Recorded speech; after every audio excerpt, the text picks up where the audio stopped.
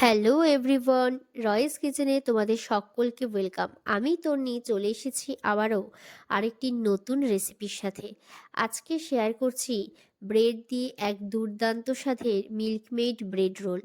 এখানে কিছু piece bread নিয়ে নেওয়া হয়েছে, যার চারিপাশটা সুন্দর করে কেটে বাদ দেওয়া হলো। এবার একটা বোলের মধ্যে 1 কাপ কুড়োনো নারকেল নিয়ে নেওয়া হলো। তার মধ্যে ওই 7 থেকে 8টা কুচনো কাজু বাদাম এবং 4 থেকে 5টা আমন্ড দিয়ে দিলাম।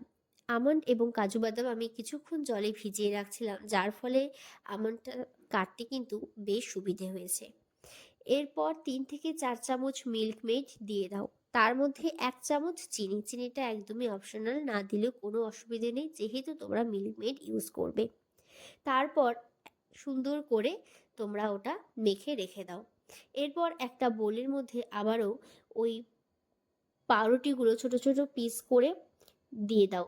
তার মধ্যে ওই যেই কুড়োনো নারকেলের যে ব্যাটারটা রেডি করে রাখা হয়েছিল সেটা ওপর থেকে দিয়ে তার মধ্যে 1/2 কাপ দুধ অ্যাড করো।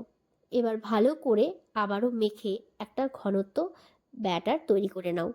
এরপর হাতে যে কোনো শেপ দিয়ে নিতে পারো তোমরা। তারপর কড়া বসিয়ে 3 চামচ সাদা তেল এবং 2 চামচ ঘি দিয়ে গরম হয়ে গেলে সেই ব্রেডগুলো সুন্দর করে বেশ লালচে করে ভেজে তুলে রাখো। তোমরা কিন্তু চাইলে এই অবস্থাতেও খেতে পারবে, দুর্দান্ত লেগেছিল। আবার চাইলে আমার মতন শিরাতেও কিন্তু ডুবিয়ে রাখতে পারবে।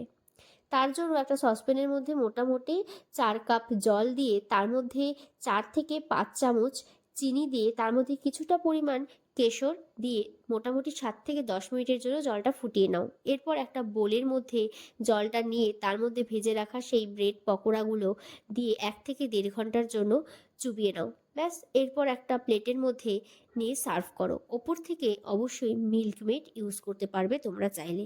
কেমন লাগলো আজকের এই রেসিপি অবশ্যই কিন্তু জানিও। দেখা হচ্ছে আবারও খুব তাড়াতাড়ি সুন্দর আরেকটি রেসিপির সাথে।